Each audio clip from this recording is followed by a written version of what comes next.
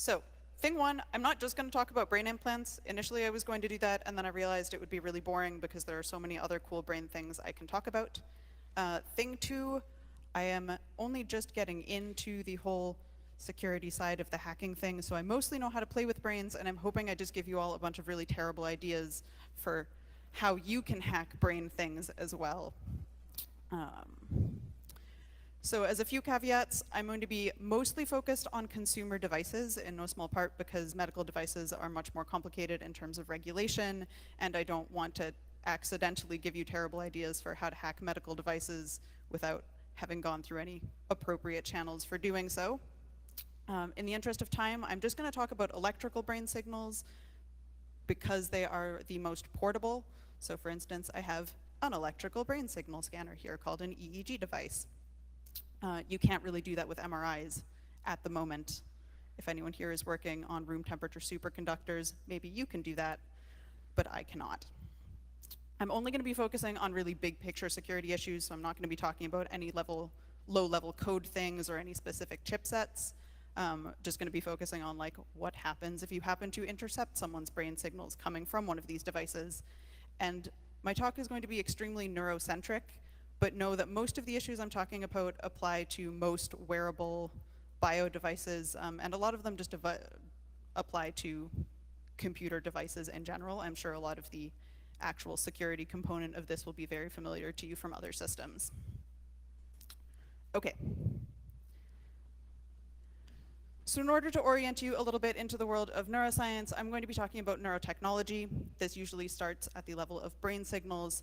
Some kind of signal processing has to go into it. It gets piped into a feedback device. And once you have that feedback device, it can either be piped back to your brain as either an electrical brain signal for brain stimulation, as some kind of visual feedback, or you can also do cool things like pipe it to someone else's brain. So there's no reason that you can't use the brain activity in your brain to stimulate someone else's. And there are two main things that are going to come up throughout this presentation. One of them is physical safety, so keeping in mind what sorts of things can actually compromise your safety if you have electrodes implanted in your brain and connected to the internet. And, sorry.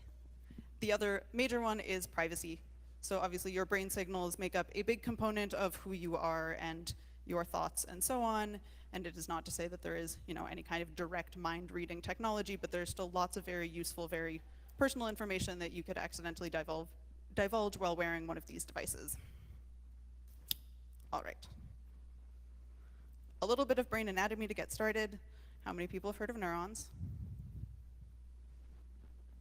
Assuming the rest of you have mostly spoken in French and don't know the specific word. So neurons, individual cells of the brain, they work on something called chemoelectric coupling. So you have electrical impulses that lead to the release of neurotransmitters, things like dopamine or adrenaline, that control most of the aspects of how your brain works.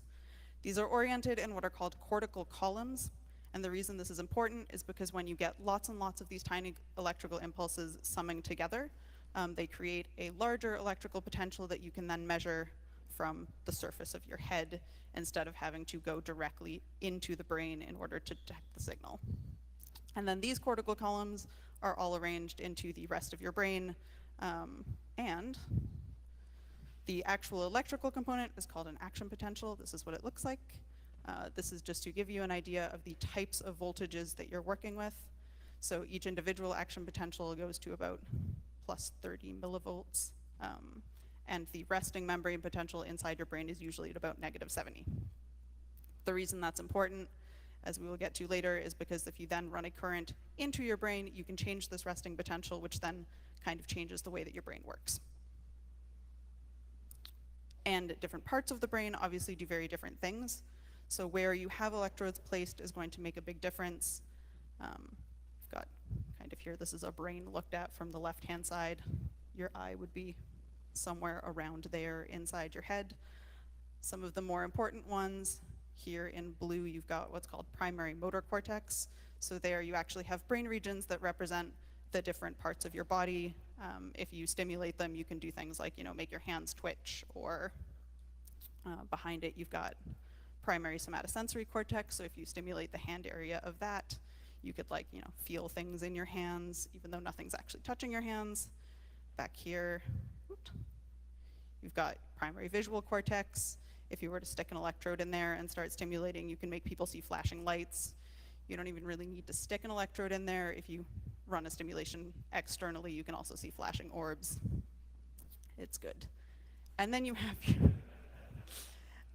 have your deep brain structures. These are the ones that are controlling things that are more like emotions or memory. Those are found lower into your brain, and to affect those, you need to have devices that are much more invasive. Okay. So I'm going to start with the technologies that let you read from the brain, and then we'll have a separate section for the ones that, what I'm calling write to the brain or affect the brain using electrical potentials. And these vary in degrees of invasiveness. So you can have the fully external EEG devices. Again, you can carry them around with you, plaster them on your forehead. Super, super non-invasive. There really aren't many safety concerns in using those unless the circuit is very poorly constructed. I have made that mistake before. Accidentally running a current back through the electrode still really hurts. Yes. Then you have electrocorticography, and for that one, you remove parts of the skull and place the electrodes directly onto the brain. As a warning, if anyone has a problem with images of blood or things like that, I do at some point have a picture of an exposed brain. Just be aware. And then you can go even deeper into the brain and have electrodes implanted directly into the cortex and get very, very specific information from very small populations of neurons. And the signals that you get look very similar. The EEG is going to be the messier of the signals because your brain is also covered by fluid, which is electrically conductive. So you have all of these billions of neurons generating very small electrical potentials, which are then being obscured by the brain tissues and by this fluid that is constantly moving around, and then a few different layers of tissue, plus your skull, plus your hair. The signals get very messy. Electrocorticography lets you bypass some of that, but the scale of the signal that you can collect is much smaller because you don't want to take off someone's entire skull just to record clean brain signals, I hope. And then the individual electrodes are even more invasive, so you usually get information from an even smaller population. So to sum up about EEG, electrical activity sums together. These are what some of the fancier caps look like in a research setting. That is a 128 electrode device, as contrasted with the one electrode device that I have here with me today, but you get everything in between in terms of sophistication. You can detect stuff from the scalp. It's difficult to localize because of all the smearing from different tissues, but you get super, super precise timing. And this is what a lot of the really interesting things hinge on. So you get millisecond precision in terms of recording something and relating it to what's actually happening in the real world.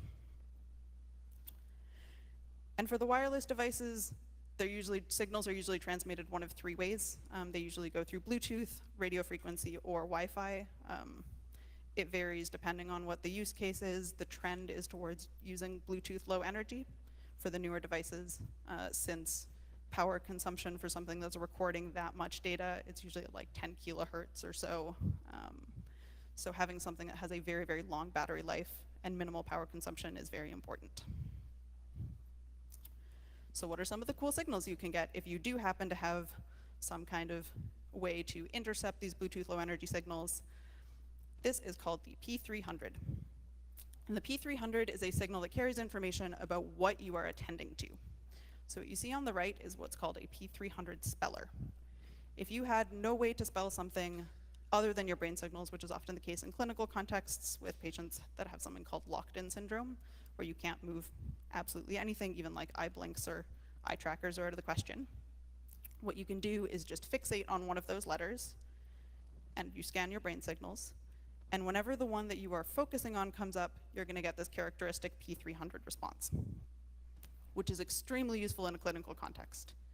It also means that you can do things like if you present an array of faces, you can figure out which of them people are looking at the most, or in like a visual scene, if you get enough information, you can tell what thing in that visual scene people were looking at, which is why you might want to be extra careful about what information you are storing in what databases while you are looking at things. The thing about this, though, is that it is very important to have synchronized data. So you would have to go through some effort to get a camera that is fully synchronized with the recording device. You can also get something called an N400. And this one is more an index of familiarity than it is an index of attention, which gets extra interesting. So here, this is one of like the classical studies that you can do to elicit the N400 response, where you present someone a sentence, the pizza was too hot too, and then they get a series of words, and you look at their brain response to each of the words to figure out which of them makes the most sense. Which also means that you can use it as something like a biometric password. So a lot of the brain-based password systems are trying to use the N400 response, because if you flash someone like 10 words, and one of those words is their password, you'll be able to tell which of them is their password from their brain response to it, and then be able to use that as a form of authentication, which is very neat. The other interesting implication of something like the N400 is, again, if you were to flash someone a series of faces, say at an airport, and then see which of the faces seemed the most familiar to them, you could also try to use this as some kind of like extra security measure to see who is most familiar with whose faces, which is a bit of an issue because people can be familiar with faces for a variety of reasons. And one of the themes that comes up continually in brain-computer interfaces is that you need to understand your data if you want to make very strong claims about what you're measuring. So if you want to make a claim that someone is, more familiar with someone's face because they're friends with them, you should make sure that they're not responding to their face because they've seen it over and over again in the news or the like. You can also do a different type of analysis just looking at the frequencies carried in the signals. And this is the one that's probably the more relevant if you're looking at like intercepting the signals and trying to figure out what's going on with them without having this very highly synchronized time stamping of like what they were looking at compared to what their brain is saying. So these, you just do like a Fourier transform on the raw signal, and you're gonna get all of these different energies and different frequency bands, and those carry information about like drowsiness, or how alert you are, how concentrated you are, how stressed you are. You can also get neat things about like facial movements, so you can tell if someone's jaw was clenched, you can tell like what rate they were blinking at. You can very easily tell if they were asleep. That's the clearest one. And the use cases for these range from like the super, super fun to the kind of sketchy, in my opinion. So the super fun is like, you can use these and connect them to a pair of cat ears, and if you're like paying attention to something, your cat ears perk up. It's really neat. If you stop paying attention, your ears start drooping. But also one of the more common avenues of research for future applications is for employee monitoring, making sure people are alert while they're doing their jobs. This is a picture of a safety helmet that actually has EEG implanted. If you look like behind his ear, you can see the tail bit of an EEG device that's connecting. And so this is an experiment going on in a factory in China where they're actually looking to see if they can improve factory productivity by moving people around when they're bored, which is potentially a very good use case, but is also generating a lot of data that might not necessarily be useful enough to outweigh some of the privacy concerns inherent in continually scanning all of your employees' brainwaves while they do their work. So to summarize the risks and consequences of this type of thing, safety risks, again, if the devices are built properly, the risks should be extremely low. Privacy risks are actually a little bit on the high side, especially if you are piping it through something like your phone, so you do have really synchronized like GPS data, along with like potentially whether you're walking, where you are, all of that.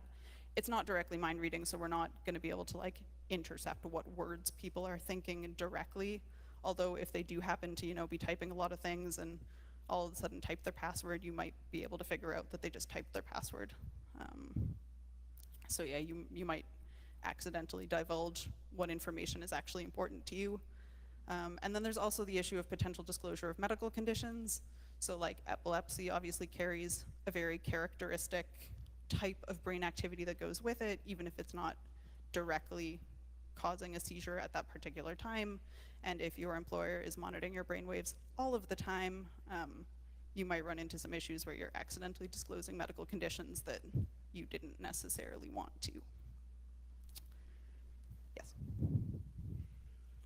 And then you can get even more invasive, which for the time being is only being done in a medical context, but there has been a weird amount of press about the future of cognitive enhancement lately, which is one of the reasons I wanted to give this talk, and trying to figure out how we can use invasive brain implants to merge with artificial intelligence. So that's where we are. So these look kind of like Velcro, and they stick in kind of like Velcro onto the surface of your brain. They're very, very small. This is a specific type of measuring device called the Utah array, if you want to look it up afterwards. They're difficult to keep in for a long time. Brains, as it turns out, do not like having metal shoved into them. So they start scarring pretty much immediately, and it limits the lifespan that you can keep them in for. But again, the signal transmission types are fairly consistent across these devices. So again, Bluetooth Low Energy is one of the ones that is seemingly more common for some of the new wireless systems that are coming out. And you can get really cool stuff from this too. Because it is closer to the brain, you can get information that is much more detailed.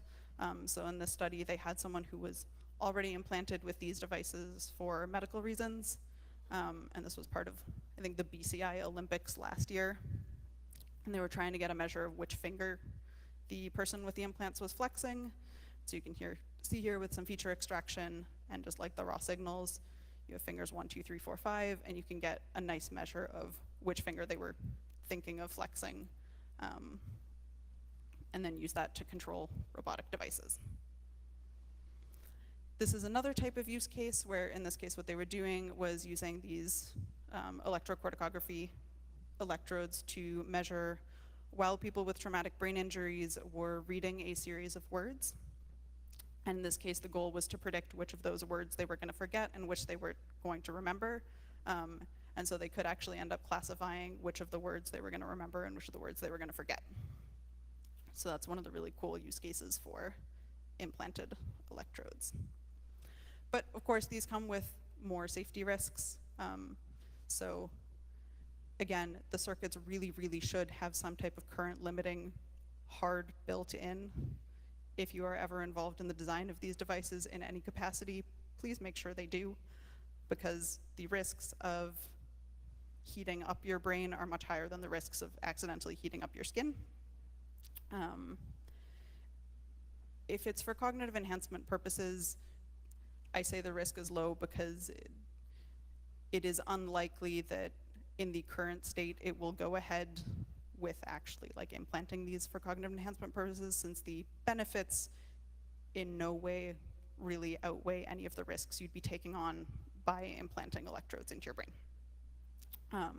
But the privacy risks are, again, even potentially a little bit higher than with the EEG devices, because the signal is so much cleaner. You get much more specific information about where it's happening in the brain since it's directly on the surface. You can do things like tell what things people are going to remember, what things people are going to forget. And then there's the whole issue of anonymizing this data. Because your brain data is so closely linked to you, and because it's unique enough that you can do things like use it as a form of authentication or as a form of identification, it also means that when you generate all of this data, it's very difficult to actually keep it anonymous, because if at any point part of your data gets de-anonymized, the rest of it is very easy to de-anonymize afterwards. So if you are storing lots of sensitive data, making sure it doesn't have things like meta information about where you were when it was collected and at what time and at what research institute is quite important. And especially for some of the more portable ones, they are more useful if you have information about like what time of day you were using it and where specifically you were using it. But that might also make it much more difficult to store securely. There's a very strong parallel with DNA, where like it's really difficult to actually keep DNA data anonymous because you continue to generate data sources that are not anonymous all the time, since it is actually just little bits of you that are being left places. It was a horrifying way to say that, I'm sorry. So now we're going to move on to, reading from the brain, summarizing the key takeaways from this. Signal transmission is really similar to other wearable devices. So there's nothing that is super, super unique about neurotechnology signal transmission that isn't true of, like Fitbits, or in the medical context that isn't true of like pacemakers. But the signals that they carry do carry information that is very unique compared to these other wearables or other medical devices, and that information is occasionally quite sensitive or things that could be used maliciously. All right, now we're going to move on to brain stimulation, where the concerns are a little bit flipped, where most of the concerns are about things like safety. So you also get all kinds of degrees of invasiveness when it comes to the brain stimulating devices.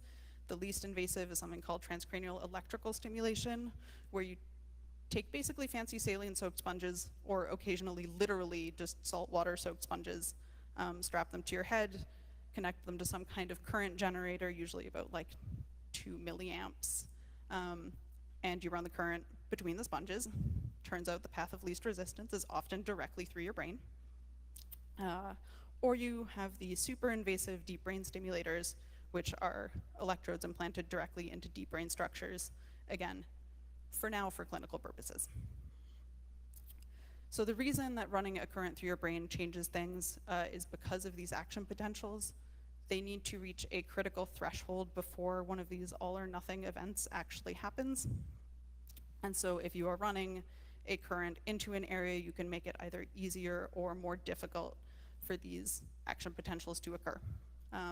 Or you can, depending on where you place the electrodes, make it easier for different brain regions to work in synchrony, or more difficult. This is only true for the transcranial direct current stimulation. There are also all types of different stimulating pulses that you can send. So you can send like alternating current pulses as well, which have different effects. Those are mostly for synchronization.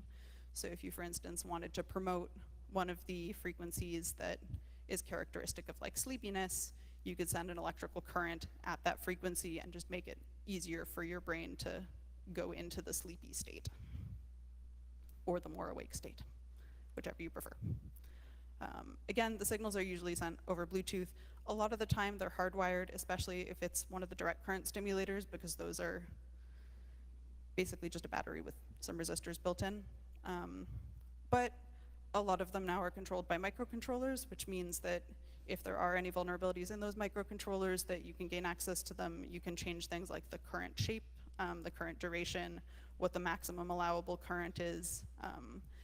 And if it's if it is one of the devices that has electrodes in multiple positions at the same time, you could also change things like which part of the brain is being stimulated, just by telling it to stimulate in a different spot.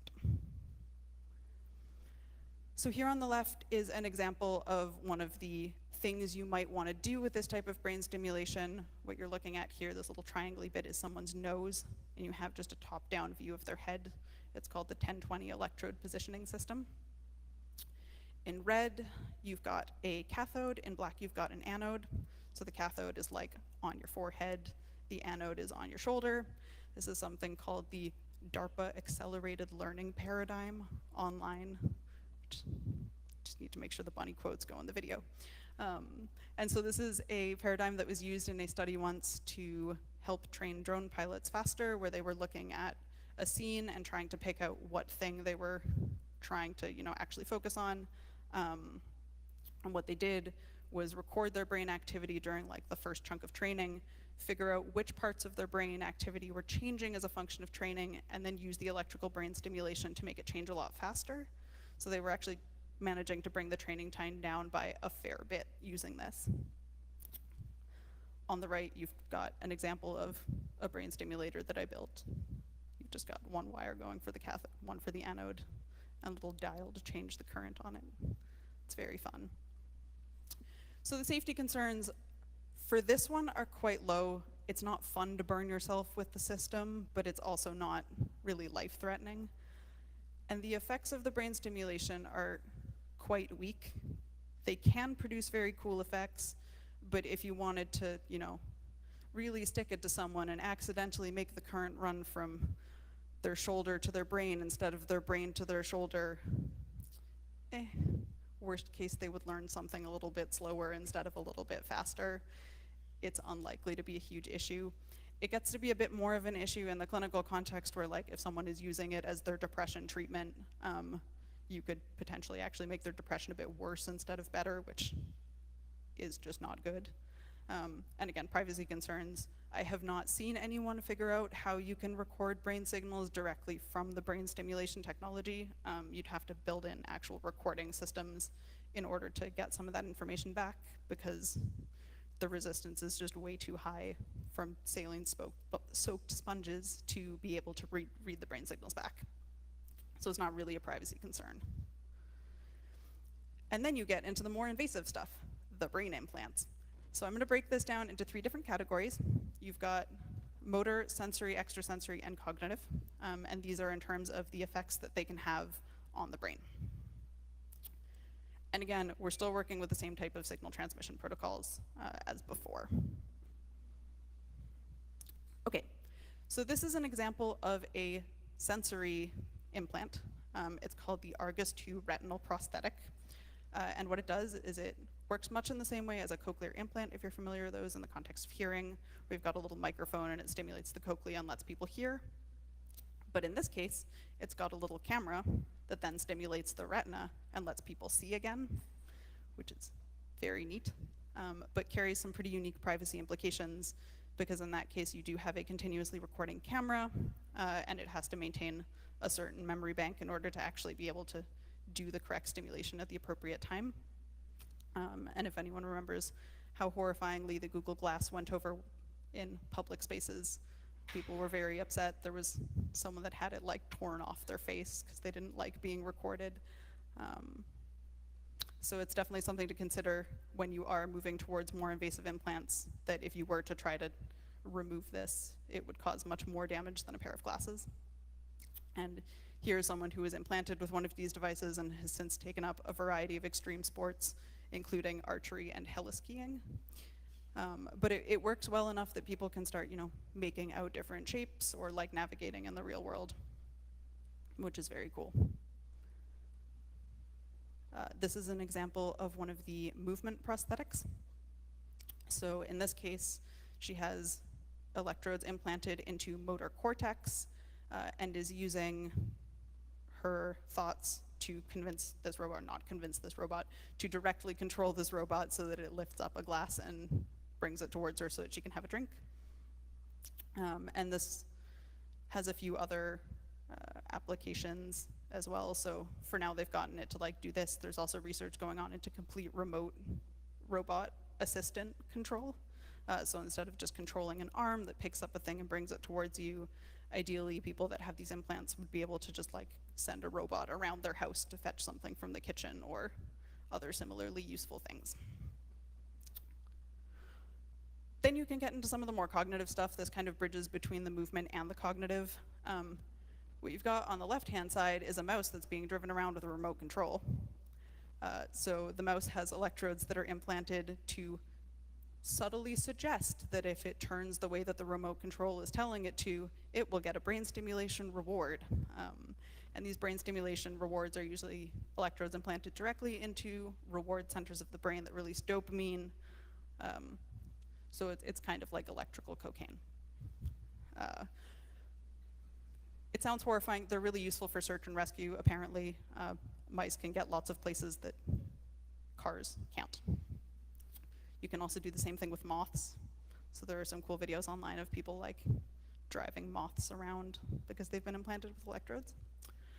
And then on the right, you've got something that's kind of similar, but in the context of a larger animal. And this is research that was done back in like the 1970s.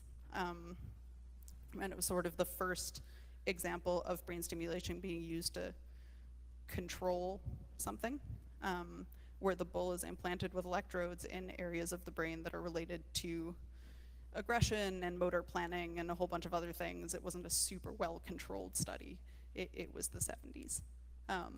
And the researcher is actually the one on the right. He's holding a remote control. He decided that the way to test his theory that brain implants could be used to control behavior was to jump into a bullfighting ring with a remote control and a remote-controlled bull. Yes? So to summarize risks and consequences, the safety risks are pretty high, especially if the circuits are not built super well, or if like power consumption becomes an issue, eventually power sources get hot. And there's also a risk of infection when you implant these, when you take the implants out. There's always a risk of infection when you're opening up people's skulls, unsurprisingly. But then it does also carry the additional risk of behavior modification. So it doesn't have to be something as dramatic as the remote-controlled mouse in the case of a person. That would be really difficult to do. I'm sure most people would notice if you were subtly giving them suggestions to, turn left and then shocking their brains. It's much more easy to do with a mouse. But if you are worried about things like, hacking cars, if everyone all of a sudden has these brain implants that connect their brains to the internet, it does also carry the risk that, especially for movement control, you might be able to temporarily take control over someone's arms or something like that. So just making sure that any implants that are doing something useful can also be used to do something not great if someone gains access to them that shouldn't. And again, privacy is a pretty low risk because they are built for stimulating as opposed to recording, and unless you build in recording electrodes, you're not going to be getting information back from them. But you can always build a closed loop system, which has the best of both worlds, but also the worst of both in terms of safety and privacy concerns. So if you remember the study I talked about where they were recording activity during word recall and figuring out which words people were going to forget, the second part of that was actually that they had brain stimulation on hand, and were eventually able to train a system to detect when someone was going to forget one of the words that they were reading and apply a brain stimulating current to help them not forget it.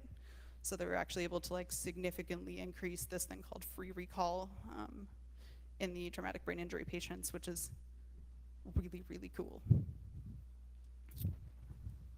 So this carries a lot of implications for future directions, especially in terms of non-clinical applications like merging with artificial intelligence, which seems to be the goal of a company called Neuralink, run by Elon Musk. If you haven't looked into it, you should. It's a bit of an interesting read. So in terms of developing these applications, they're still quite far off, in no small part because it is very difficult to get ethics approval for implanting things into people's brains unless there's a very compelling clinical reason to do so. So what most of the groups that are looking towards human enhancement are doing is working in clinical populations for now and trying to develop new sorts of sensors that will be less risky so that you can move into non-clinical contexts, which carries its own set of ethical concerns with it, since historically using people as guinea pigs for the purposes of human enhancement has not gone great. In terms of mitigation strategies, one of the big ones is to keep the hype about what brain-computer interfaces can actually do to a minimum so that people are not likely to take on huge risks for very marginal benefits. So for instance, it is really cool that you can implant things to modify behavior in clinical contexts. That does not necessarily mean that you should go out and try to get a brain implant so that you can remember more words in a day.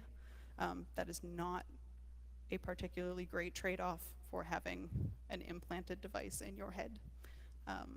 Make sure that people understand their data sets. If you do ever get approached to do contracts related to medical devices, start at the level of what data you're collecting, because if people are storing raw data, you might not necessarily know what sorts of signals you'll be able to predict later on. So making sure that things are secured at every stage, not just at the database storage stage, is important. If at all possible, keep devices off the internet unless there's a very compelling reason not to do so. I feel like that's probably just good advice in general for electronics, but especially true for brains. And store data locally as much as possible. Again, you don't necessarily know what sorts of things people will be able to predict from your brain signals in the future, so keeping the data local might be a good plan. Good.